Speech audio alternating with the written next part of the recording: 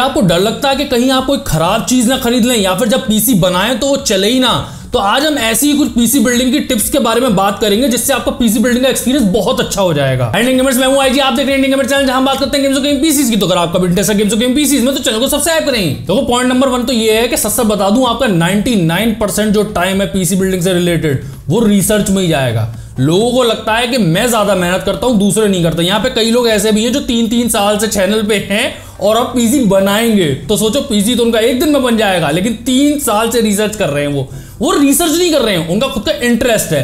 तो अगर आपको हार्डवेयर लेना है तो वो आप ही को डिसाइड करना है, और वो कैसे डिसाइड होगा, वो रिसर्च से ही डिसाइड होगा।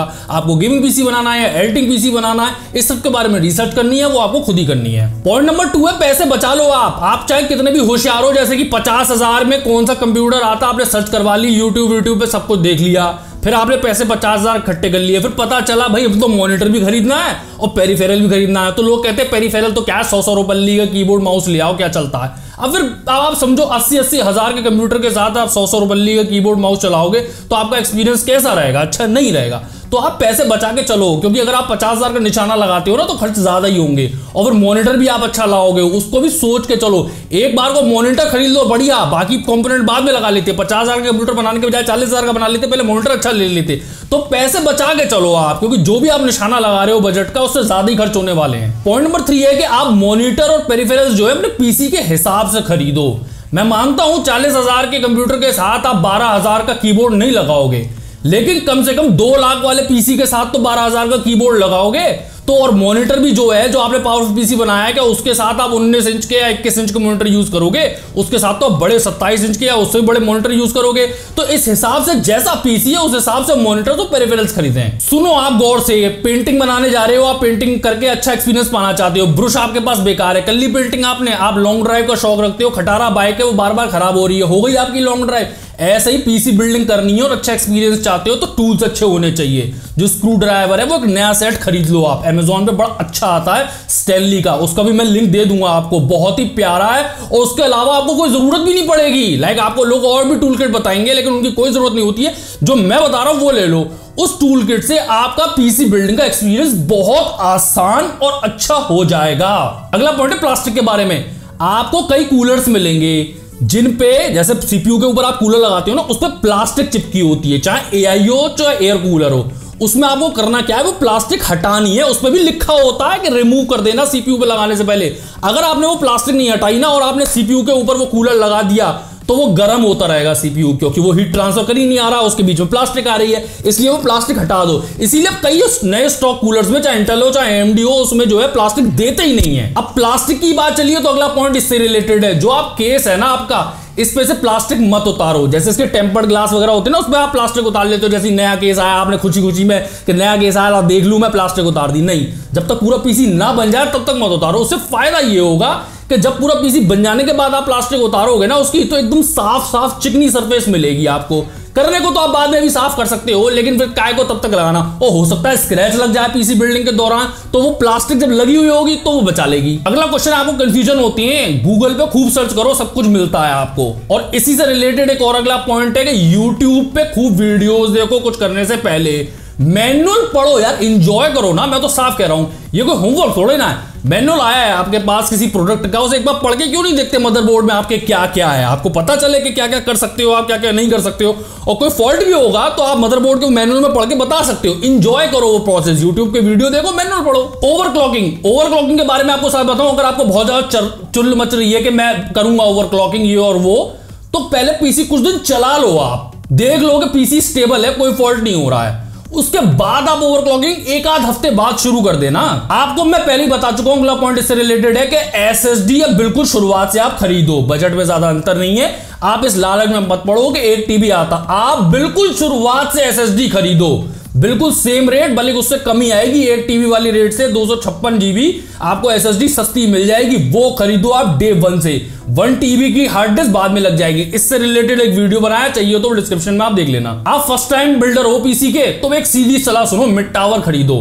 मेजॉरिटी ऑफ द केसेस जो आपने इस चैनल पे देखे हैं वो सब मिड टावर हैं, सब मिड टावर हैं।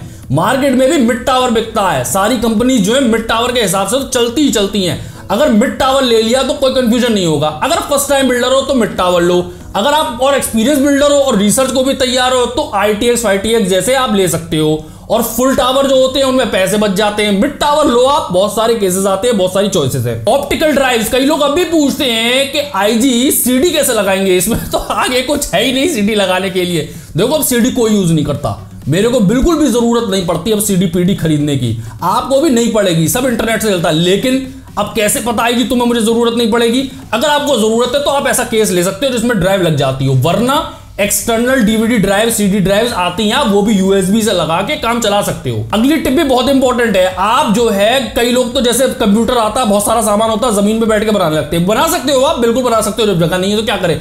लेकिन मैं कहता हूं, सीरियसली सजेस्ट करता हूं कि आप टेबल पे ही बनाओ, क्योंकि टाइम लगेगा आपको, और फिर आप ग्राउंड पे बैठे होगे ना तो देखना कम बंद हो जाएगा।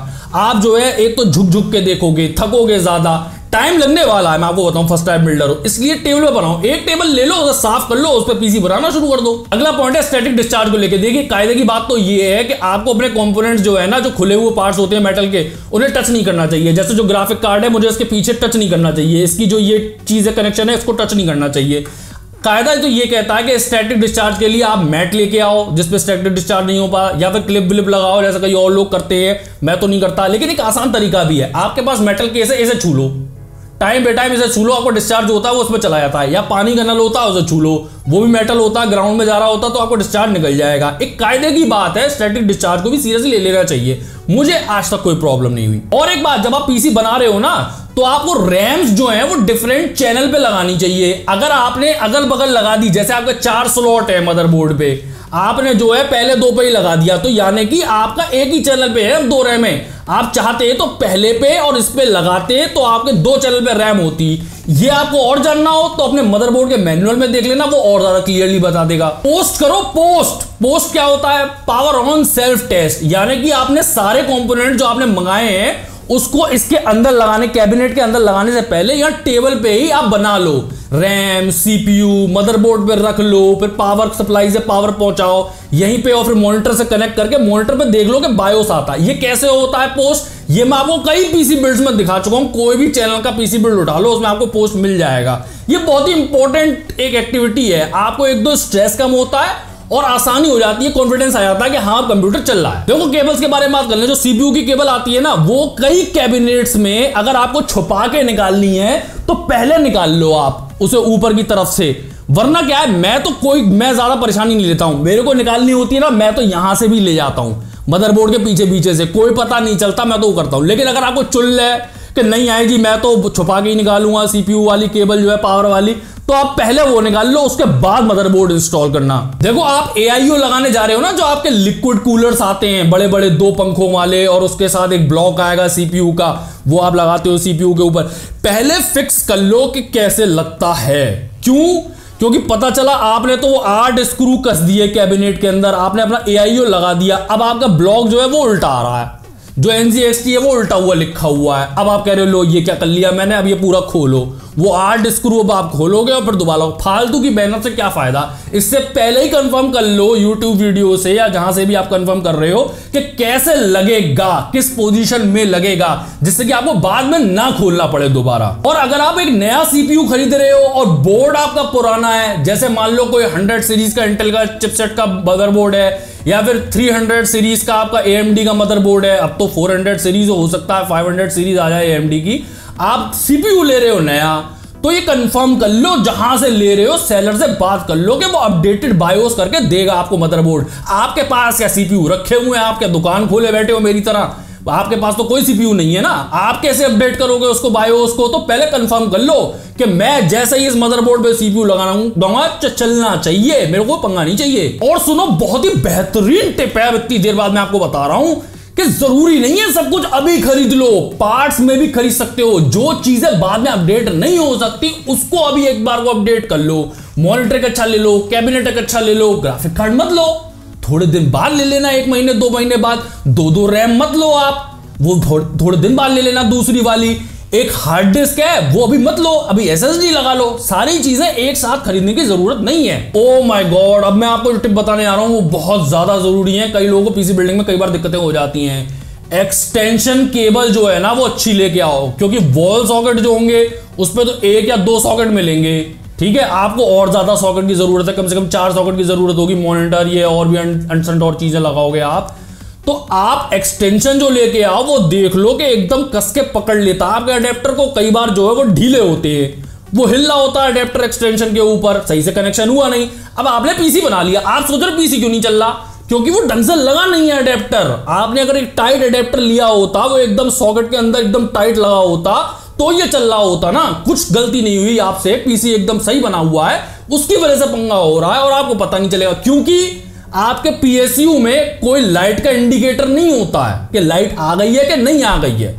वैसे तो एक टेस्ट भी होता है, वो मैं उसमें नहीं जाना चाहता, लेकिन अगर एक एलईडी होती पीएसयू में तो आपको पता चल जाता। ऐसा तो कुछ होता नहीं है। अब होना तो ये चाहिए, आपको बटन दबाना है, कंप्यूटर चलना चाहिए, लेकिन अब कुछ पता ही नहीं चल रहा है कि इसमें लाइट आई है कि नहीं आई है। और सुनो, पावर से रिलेटेड ही दूसरी टिप है, ये भी बहुत इंपॉर्टेंट है। कई बार लगाना ही भूल जाते हैं आप सॉकेट में चीजों को, कि लगाई है नहीं और सर खुजा रहे मॉनिटर क्यों नहीं चल रहा, मॉनिटर क्यों नहीं चल रहा। पीसी का तो पंखा घूम रहा है क्योंकि इसका सॉकेट लगा हुआ है, मॉनिटर का आपने लगाया ही नहीं है और सोच रहे हो मॉनिटर चल क्यों नहीं रहा है। और मॉनिटर का स्विच भी लगाओ तो ये भी देख लेना कि बटन ऑन है कि नहीं ऑन है। कई लोग हाय तौबा परेशान हो, हार्ट अटैक आ जाते, पैसा घुस गया, मेरा पीसी नहीं चल रहा, पता चला बटन नहीं दबा हुआ था। और ये बटन की बात जगह जगह पे है, वॉल पे भी जो बटन है वो भी ऑन होना चाहिए, जो पीएसयू का आपका पीछे बटन है वो भी ऑन होना चाहिए। देख लो एक बार, उसके बाद हार्ट अटैक करवा लेना अपने आप को। और सुनो, एक इंपॉर्टेंट पॉइंट है, देखो सच्चाई ये है, वैसे तो मैं भी कहता हूं कायदे पढ़े लिखे आदमी की तरह पीसी बनाना चाहिए, एकदम बॉडी बिल्डर की तरह जो है ताकत नहीं लगानी चाहिए, लेकिन ताकत लगती है। आपने ये देखा 24 पिन ATX पावर कनेक्टर जो यहाँ पे लगा हुआ मदरबोर्ड पे, कितनी मोटी केबल होती है, उसको यार लगाने में ताकत लगती है। लोगों को लगता है मदरबोर्ड में तोड़ दूंगा, मदरबोर्ड नहीं टूटता है। मतलब अब अकल से अपने काम करो, कितनी ताकत लगेगी कि वो मदरबोर्ड टूट जाए, लेकिन उसमें पावर जरूरी है, क्योंकि अगर आपने ढंग से नहीं लगाया तो कनेक्शन ढीला रह जाएगा। फिर आप सोचोगे कि सारा तो मैंने बना लिया और पीसी क्यों नहीं चल रहा। और मुझे पता है आप में से बहुत लोग बॉडी बिल्डर हो, मुझे पता है डबल फेंक फेंक के मारते हो दीवारों में, लेकिन मैं गरीब मदरबोर्ड पर थोड़ी ना अपनी सारी पावर दिखाओगे आप। मतलब कायदे से जैसे भी लगता है वैसे आप लगा दो, ये कॉमन सेंस की बात है, लेकिन ताकत लगती है ये जान लो। रैम पे ताकत नहीं लगाई, सही से रैम नहीं बिठाई आपने, फिर सोच रहे हो पीसी क्यों नहीं चल रहा। और एक कायदे की बात सुनो, जो पढ़े लिखों वाली बात होती है वो तो ये होता है, जो कनेक्शंस होते हैं ना, ये जो आप देख रहे हो ग्राफिक कार्ड पे, ये छूने नहीं चाहिए। ऐसे ही रैम पे भी कनेक्शंस होते हैं, ये छूने नहीं चाहिए। जो सीपीयू का पिछवाड़ा होता है वो नहीं छूना चाहिए, जो मदरबोर्ड के अंदर आप देखते हो पिंस, उन्हें नहीं छूना चाहिए। यहां अगर आपके छूने से थोड़ी भी गंदगी फैली ना तो वो प्रॉब्लम हो जाएगी, सीपीयू माल फंक्शन करने लगेगा, रैम आपके नहीं डिटेक्ट होगी, ग्राफिक कार्ड बिहेव करना अजीब अजीब कर देगा। ऐसा होता नहीं है नॉर्मली, लेकिन पढ़े लिखो तमीज वाली बात ये है कि जो कनेक्शन है इन्हें गंदा नहीं होना चाहिए, इसलिए इन्हें ना ही टच करो आप, तो वो ज्यादा बेटर है। और एक चीज अभी भी मैं देखता हूं, कई लोगों को पीसी बिल्डिंग की बहुत नॉलेज है लेकिन उन्होंने पीसी बनाया नहीं है, इसलिए कंफ्यूजन रह जाता है। कई लोगों को लगता है कि आप स्टॉक कूलर भी खरीदते हो ना, तो भी आपको जो है थर्मल पेस्ट लगाना पड़ता है। जब आप स्टॉक कूलर खरीदते हो, इनफैक्ट और भी कई थर्ड पार्टी कूलर्स खरीदते हो जैसे कॉर्सेर वगैरह की तरफ से आते हैं, उसमें पहले से थर्मल पेस्ट लगा होता है। आपको सिर्फ ये कूलर लेना है और सीपीयू पे लगा देना, आपको पेस्ट की कोई चिंता नहीं करनी। लेकिन अगर आप कोई पुराना कूलर लगा रहे हो, अब तो पेस्ट साफ कर चुके हो आप, या फिर कोई ऐसा कूलर लेके आए हो आप जिसके साथ जो है थर्मल पेस्ट नहीं लगा हुआ आता, वो अलग से पैकेट में देते हैं, तो आपको लगाना पड़ेगा। लेकिन कईयों पे प्री इंस्टॉल्ड आता है थर्मल पेस्ट, इसलिए परेशान मत हो। क्योंकि मैंने एक बार पहले बिल्ड बनाया था, सबसे ज्यादा कमेंट्स ये आए थे, हाँ थर्मल पेस्ट नहीं लगा, कंप्यूटर फूक जाएगा। मैंने अच्छा देखो, एक और मैं आपको बात बताऊं, बड़ी कंफ्यूजिंग सी बात है। कई लोग आपको कई तरह की सलाहें देंगे कैबिनेट्स को लेके। कैबिनेट बहुत ही सब्जेक्टिव होता है, सीरियसली आर्ट की तरह है। एक बंदा होगा कहेगा सारा ढांचा होता है, ये क्या स्केलेटन है, इससे ज्यादा कुछ नहीं है, कोई दिमाग नहीं मानना, 500 रुपये 1000 रुपये के लाओ, इससे दिमाग नहीं मानना।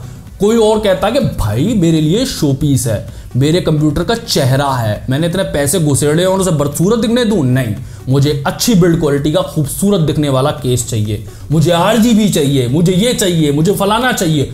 और दोनों ही सही हैं, दोनों ही सही हैं। कई लोगों को सिर्फ फंक्शनैलिटी से मतलब है, कई लोगों को बिल्ड क्वालिटी से मतलब है, कई लोगों को चाहिए कि भाई मैं 2-2, 3-3 हजार के तो शो पीस खरीदता हूं, मेरे मम्मी पापा खरीदते हैं पीतल वीतल की अंट-संट चीजें जो कि काम भी नहीं करेंगी, मेरी चीज तो काम करती है, तो भी मैं उसे खूबसूरत ना दिखने दूं। नहीं भाई, मैंने तो शोबाजी के लिए लिया है, तो मेरे को चेहरा अच्छा चाहिए।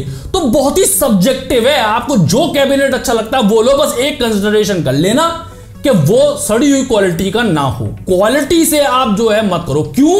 क्योंकि कैबिनेट के बारे में बता दूं, अच्छी कंपनी का अच्छा कैबिनेट लोगे तो वो सेकंड हैंड बिक जाएगा, इसलिए अभी पैसे डाल दो और जब तक आपके पास रहेगा तब तक भी अच्छा काम करेगा। डिजाइन मैटर्स, अच्छी कंपनी के अच्छे कैबिनेट लेनी चाहिए, जैसा कि मेरे पास रखा हुआ है NZXT का।